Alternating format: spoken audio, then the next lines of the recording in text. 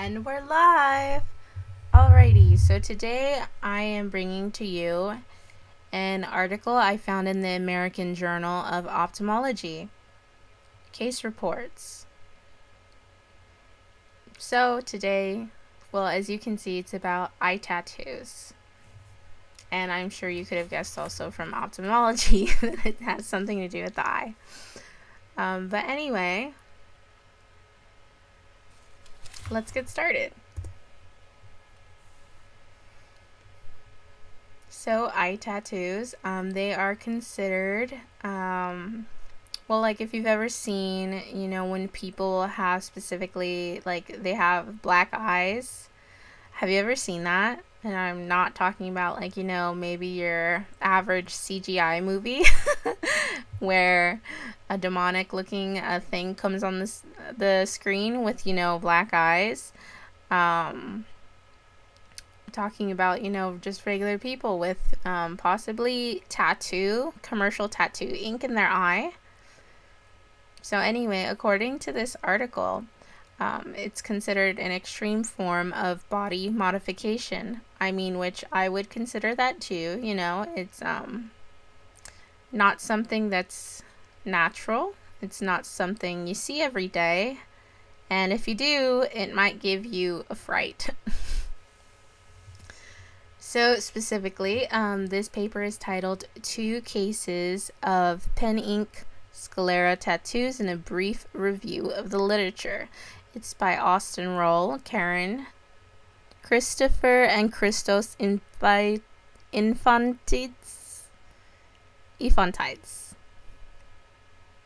I have no idea, but it'll be listed on the last slide too. So while going over this article, just reading about it, they wanted to make it basically because there just aren't a lot of reports. Well, when this article came out, let's see. It says received 26 August 2020, accepted January 2021. So a few years old. Maybe they have more medical literature known to date, like actual cases concerning this. But today we're just going over this article. And specifically, they are looking at cases that were performed in prison with insulin needles. Kind of creative, but also really scary. So they made this paper to increase knowledge about this dangerous practice. It's not just dangerous, while you're incarcerated. It's dangerous outside too, because usually you have people that are not medical professionals that are performing these kinds of, well, I guess alterations, body modifications on people. But they did find that as long as there are minimal complications when, because some of these people are doing it to themselves, I mean, sometimes they get help from a friend, but I'm not sure how much that helps, because, I mean, your friend could puncture you in the eye on accident, too, And then you could have vision loss, and that's just the end of that, really. So anyways, as I was saying, they found that it can be treated with topical meds as long as the injury isn't that serious to the eye.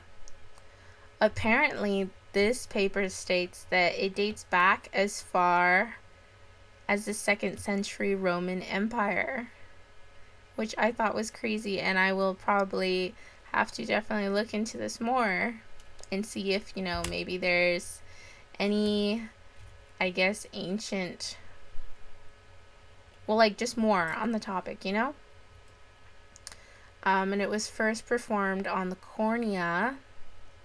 So in 150 CE, Galen of Pergamon they found that he described cauterizing patients' corneas since they had, unsightly scarring. But they also used copper sulfate, and I'm pretty sure copper sulfate, if I'm not wrong, it does cause severe eye irritation. So I'm not quite sure how well that worked, especially since it's being used to dye the area in order to improve just the overall look of the eye. So corneal tattooing is also done today as like a cosmetic treatment, to fix the glare in the eye and stuff like that. Or for corneal opacities, or just to treat a glare that comes from defects from the iris. And it lists more about that in the paper, so I will link it too if you want to read more about it. But some of it is like polychoria, traumatic iridodylisis, and laser peripheral iridotomies. Probably butchered all of that, honestly. So, what we're talking about though is different. It's the scleral tattooing. It's also referred to as eyeball tattooing, which is a more recent form that's falling under the extreme body modification category. And papers started coming out about it in 2007. However, due to doing this procedure, like I said earlier, it's being performed by non-medical professionals, and more often it's tattoo artists or body modifiers. So just even the people themselves, they had only found actually one person that was a medical professional, but it was done for cosmetic reasons. And it was done on an anophthalmic socket. But the problem is they don't really, they don't know, complications, everything that could arise, from something going wrong. That could have changed, to date. Like I said, this is an article that's a few years older. But just because it's so dangerous, Oklahoma, Nebraska, Indiana, and Georgia specifically have laws preventing the procedure there. And usually these are performed, these tattoos are performed they're done using commercial tattoo ink. But they did find someone who used finger paint.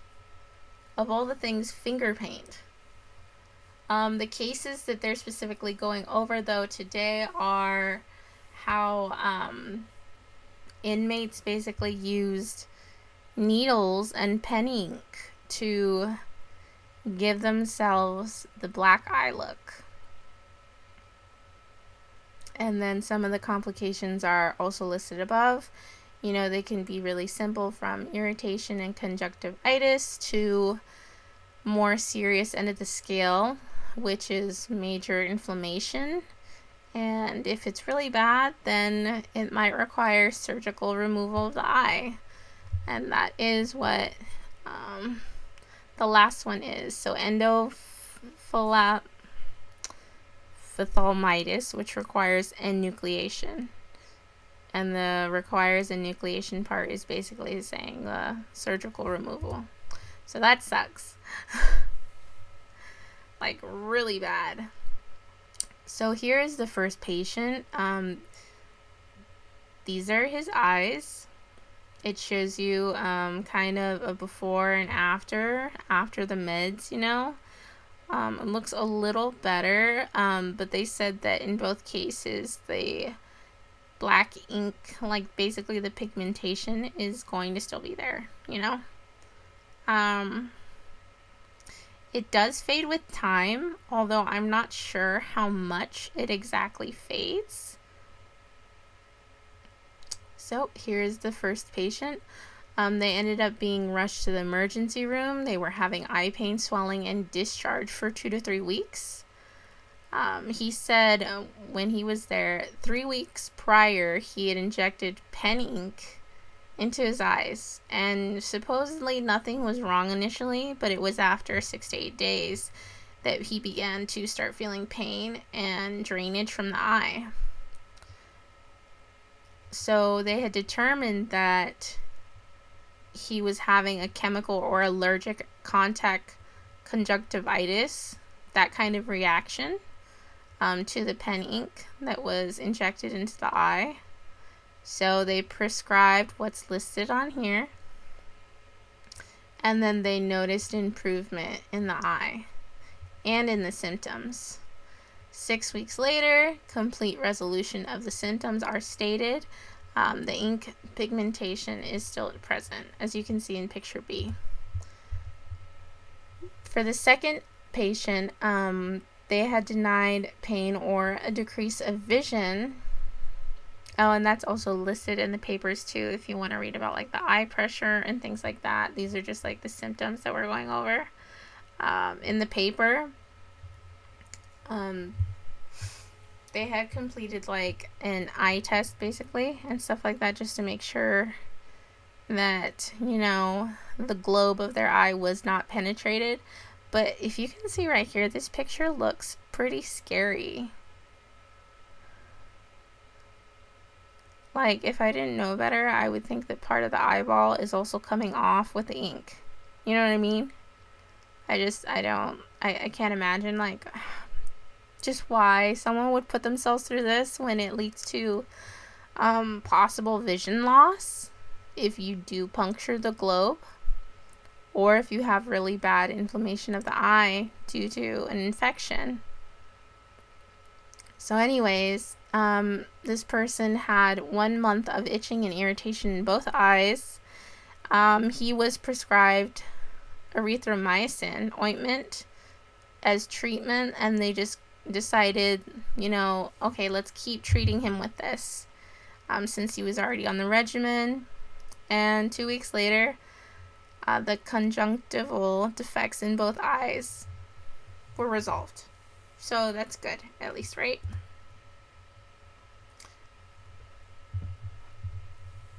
The thing is, though, and like I was saying earlier, like not a lot of medical cases are written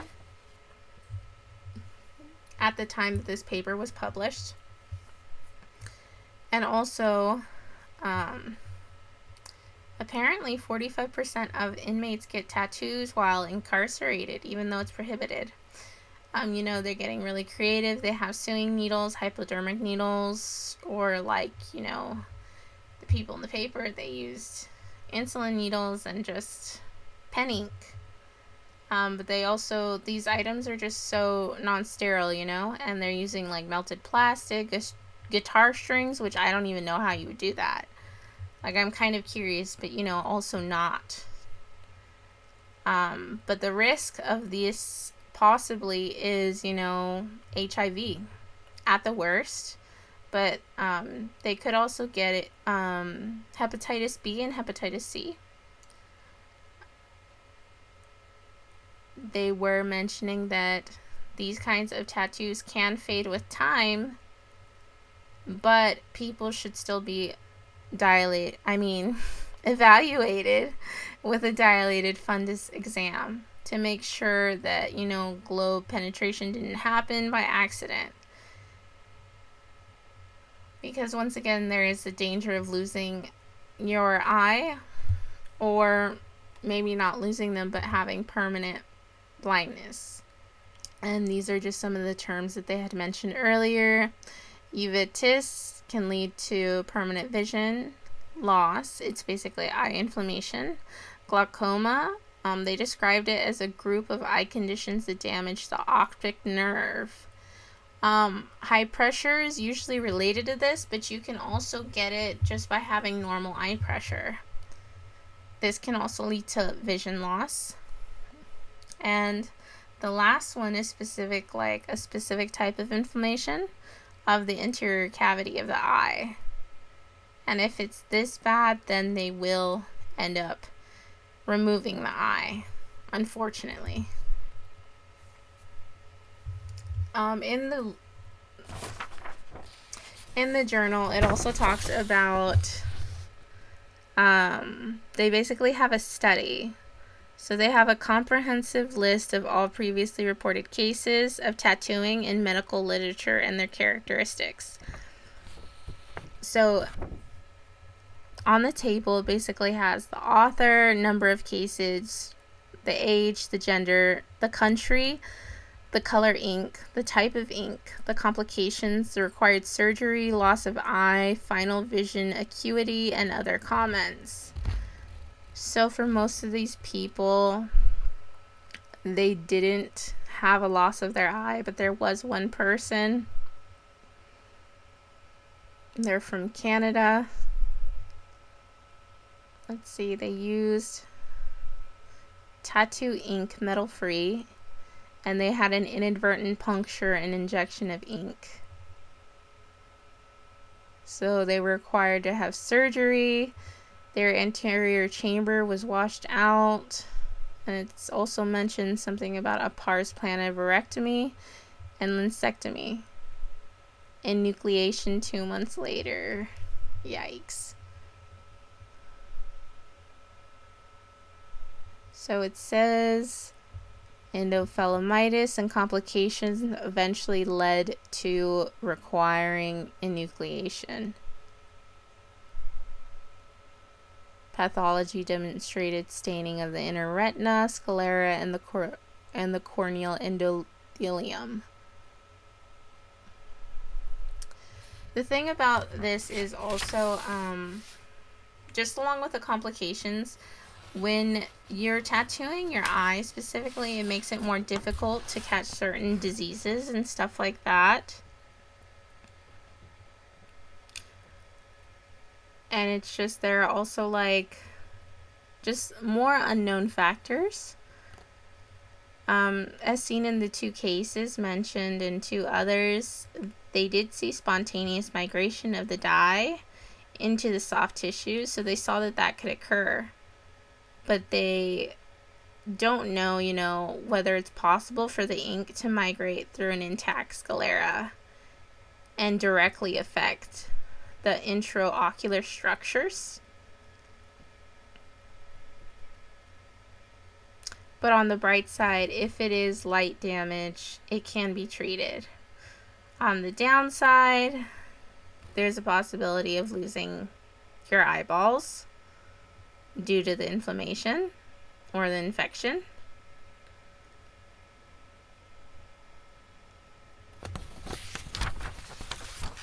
But yeah, I hope you enjoyed learning about this article with me. And, it's always good to increase your knowledge.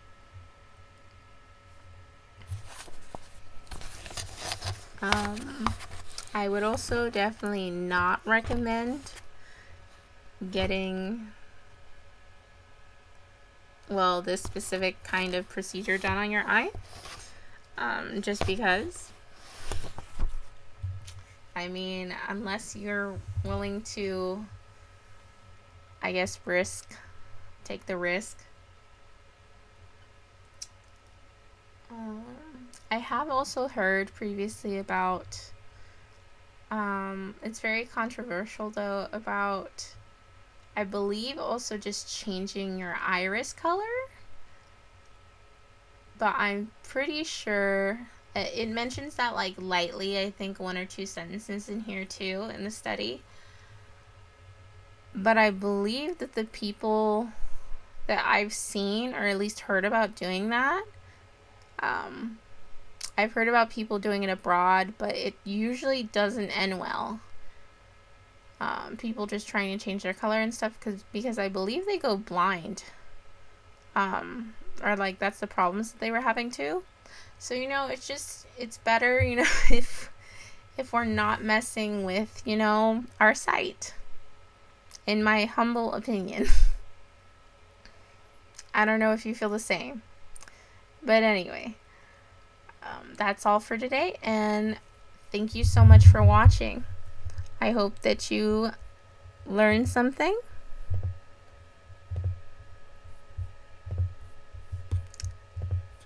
And I hope that you enjoyed this video as well. Thank you so much, and have a great night, day, or afternoon wherever you are. Bye-bye.